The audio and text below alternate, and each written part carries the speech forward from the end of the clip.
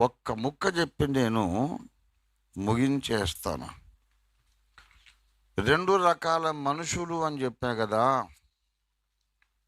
ఈ 2 రకాల మనుషులు, ఒకడేమో ఇప్పటి జీవిత కాలములోని లెక్కలన్నీ తేల్చుకున్నవాడు, ఇంకొకడు ఆ పైన లెక్కలు తేల్చుకోవడానికి ఇష్టపడేవాడు.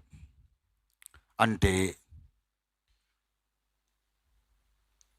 మొదటి వర్గమేమో ఈ భూమి మీద తనకున్న 3 నాళ్ల జీవితకాలం సుఖంగా సాగిపోవడానికే భక్తి సాధన చేస్తాడు.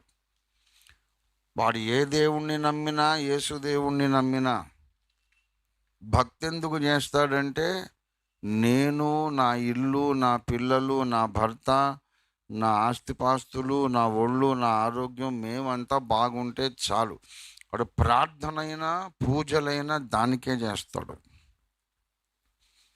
ఆలయానికి వెళుతాడు, తన ఇష్టదైవాన్ని కొలుస్తాడు, ప్రార్థన మందిరానికి వస్తాడు.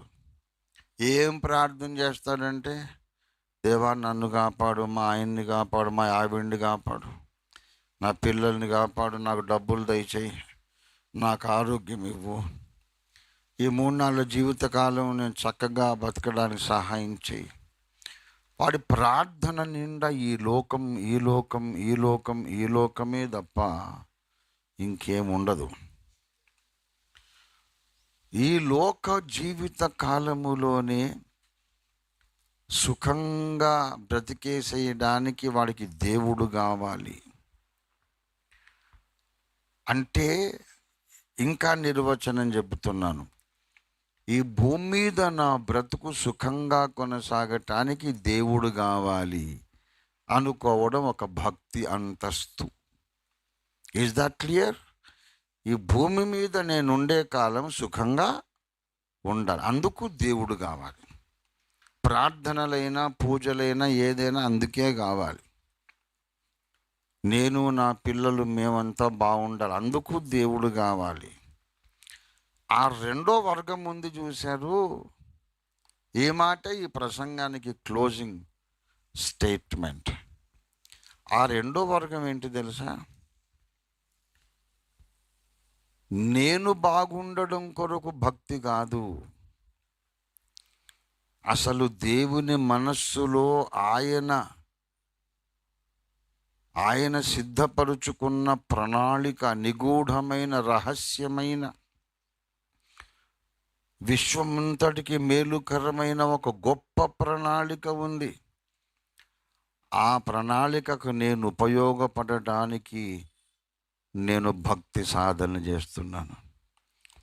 నా బ్రతుకు సుఖంగా ఉండడానికి భక్తి అనుకునేది ఒక వర్గం, దేవుని చిత్తము నెరవేరడానికే నేను భక్తి చేస్తాను అనేది ఇంకొక వర్గం. నువ్వు ప్రార్థన చేయడము, మందిరానికి రావడం, మీరందరూ బాగుండటానికి కాదు. నాకు ఎన్నో బాధలు ఉన్నాయి, అయితే దాని కొరకు ఎక్కువ నేను ప్రార్థన చేయను. ఎప్పుడన్నా ఒకసారి అలాగ, ప్రభువా నువ్వు ఆలోచించుకో, నీకు ఇష్టమైతే స్వస్థపరచు. ఓ పడి పడి పడి పడి ఆ సమస్య పోయిందాకా ప్రార్థన చేయడం అనేది నాకు ఇన్సల్ట్. ఊరికేంటే నేను నా కొరకు బతుకుతున్నాను, నీ కొరకు బతుకుతున్నాను. నీకేమన్నా బాధ్యత ఉంటే బాగు చేయి, లేకపోతే పోనీ. నా సమస్య కొరకు నేను ఊరికి అడగాను, నాకు అదొక ఇన్సల్ట్. కానీ నీ ప్రణాళిక భూమి మీద జరగడానికి అది ఉపయోగపడుతుంది అనుకుంటే నాకు కారు ఇవ్వు. నీ ప్రణాళిక భూమి మీద జరగడానికి ఉపయోగపడుతుంది అనుకుంటే నాకు కాస్త డబ్బులు ఇవ్వు.